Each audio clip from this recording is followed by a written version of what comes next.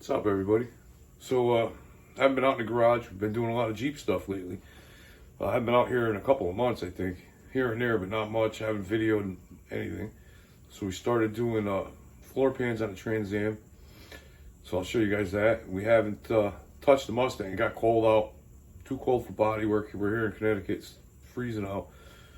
It's actually, it's not that bad, but it's too cold for body work. But we're going to get back on that this week. It's still in primer. We still got a lot of paint work to do. Started putting the engine back together. Put the fuel pump part on.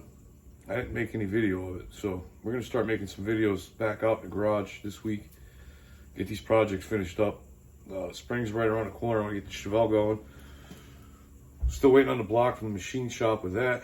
The guy's by himself. I guess he's just real busy. He's got regular customers he's doing, probably before me. So I'm going to take a ride down there this week, find out where we're at. Last time I was there a few weeks ago, it was just about ready. Still haven't gotten a call from him, so I'm going to go check on him this week. We ordered a new carburetor for it, so I got a brand new Holley. I gave my buddy my MSD for his Mustang.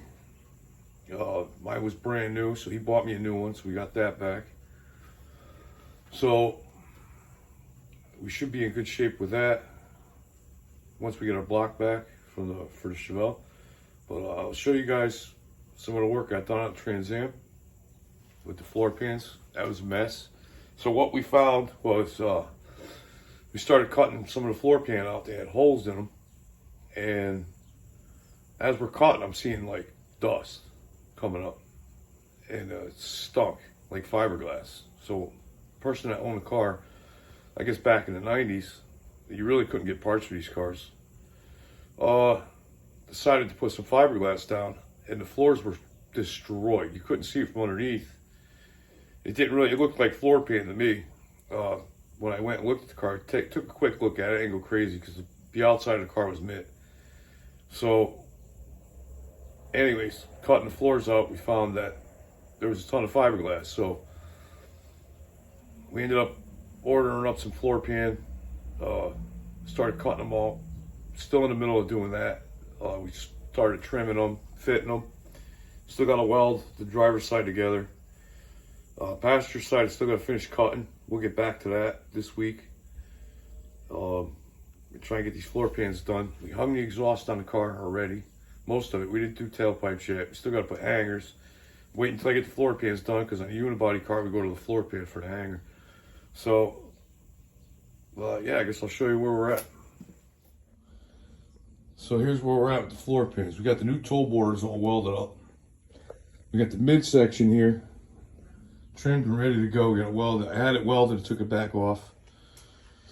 And then we got the back section that goes underneath the seat. So I trimmed it here. I'm not cutting the tunnel. That's the rest of the pan. It's on that side. So we'll cut the tunnel part out. But we got to cut all that out. We cut most of it out. We got to get everything off the rocker, clean all that up. That's where the floor pan welds. We got to do toe boards on that side. That's basically what this side looked like, but it was worse. This side was worse, I think. We're in good shape. I mean, we're getting there.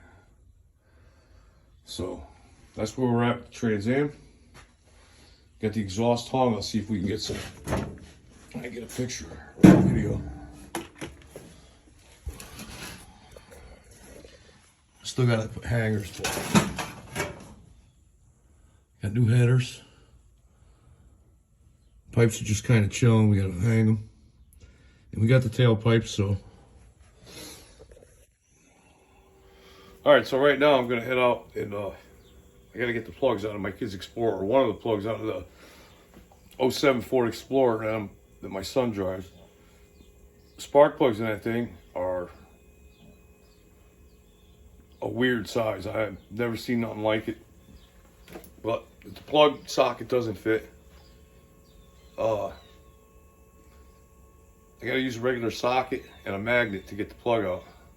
And we can't get a socket on it to find out what size it actually is. So I've been through this before with this truck. It's always a pain in the ass. He was trying yesterday. he got aggravated and walked away from it. So I'm gonna get out there and try and get this plug out. And then I'm gonna do some maintenance on the Jeep. So we went through a lot of deep water. So I checked the differentials, make sure there's no water in them. If there is, we'll change the oil. On that, I'm gonna put some disconnects on there for the sway bars. Sway bar disconnects to get a little more articulation out of the suspension for when we're off-roading it. Because we're usually been going every week, driving an hour away. And I'm driving an hour away, and I'm shitting myself because if it breaks, I gotta get it back. I'm sure we'll figure it out, but we don't really want to. I don't want to get there, and I've been pushing it a lot, pretty hard. So, yeah. Anyway, so I'm gonna go do this plug. We'll figure out what size socket we got. I'll probably put that on video because it's stupid. I don't understand this whole spark plug thing, but whatever. A plug socket doesn't fit, so go figure. All right, so here it is. Trucky's eating spark plugs. You guys can see that. These plugs were just replaced about a month ago. This truck's just destroying them. It's on its last leg, getting rid of it, but I got it within 5 minutes. First shot, 16 millimeter socket. I don't understand why. Well, it's metric, obviously, but let me see if we get it. So we used the plug socket and magnet. Pull the plug out. So go to parts store, get another plug. This truck's gotta last about 2 more weeks. So, all right. So I'm under the Jeep. We're taking off the sway bar link, which is right here. And here, we're gonna replace it with this one, which has 2 ends on it. It's a disconnect, quick disconnect. So, I'm gonna get going on that. All right, so this is what came out here. This is what's going in. So, this is gonna be the top. And then this is the bottom. So we just pop this pin off and we can slide it off and then fold it up. So it's off and we get more articulation from the suspension. That's what we're changing. So, all right, so that's one side done. So if we go off-road and we want to take this off, we pull this pin. Pull the pin off. Slide the sway bar off. Ouch. Oh, that hurt. We tie it up and we're good to go. Got more travel in the suspension, so I gotta put a bracket on there too, I'm pretty sure, but I just want to show you that part. So we'll get this back.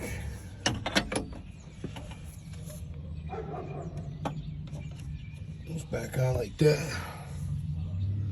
Pin back in it.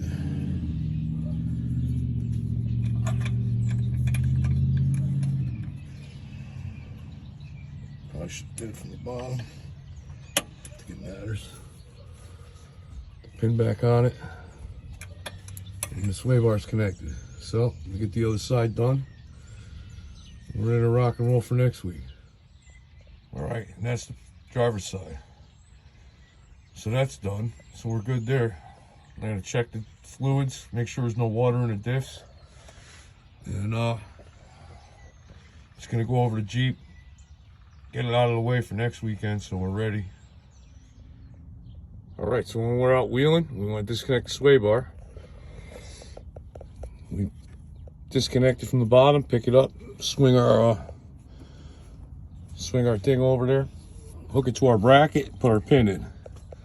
So we got that, put our sway bar link onto the bracket there. It's up out of the way, holds the sway bar up. We got nothing to worry about. It's a nice, pretty nice setup. Metal cloak. So I'm gonna drill 2 holes and mount the other bracket on the other side.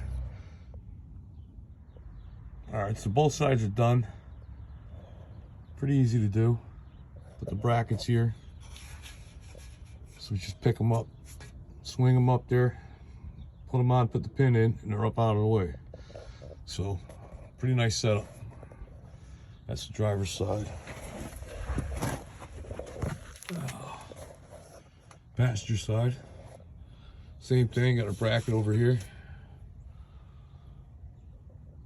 So pretty nice. So that's done. So we're on to checking our fluids. Probably a good time to change that.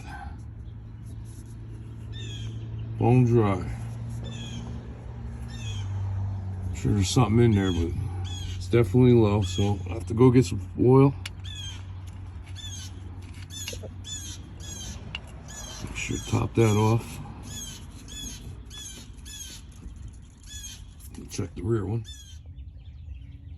Back one's full.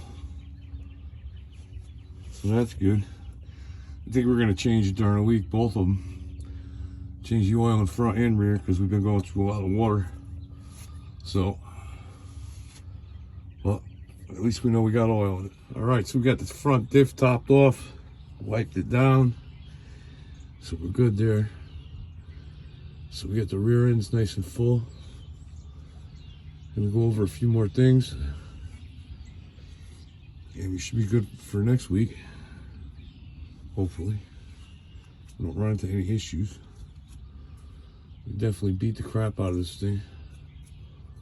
So we'll see what happens.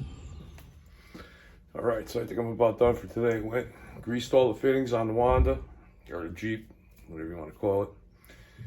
So greased all the fittings, topped off the diffs, checked the diffs, topped one of them off. Put the quick disconnects on for the sway bar, so we could disconnect that and get some more travel out of the suspension. Got all that done. Gave an update on some of the other stuff we're doing in here. Gonna be out here this week trying to finish up some of the floor pan work, and I got a couple more things to bolt on the front of the Mustang motor, and we should be able to fire that up. So I'll make some more videos this week. We're gonna start doing some more in the garage stuff, I think, as well as definitely gonna keep doing the off-road and stuff. So we're enjoying that. So, all right, see you in the next one.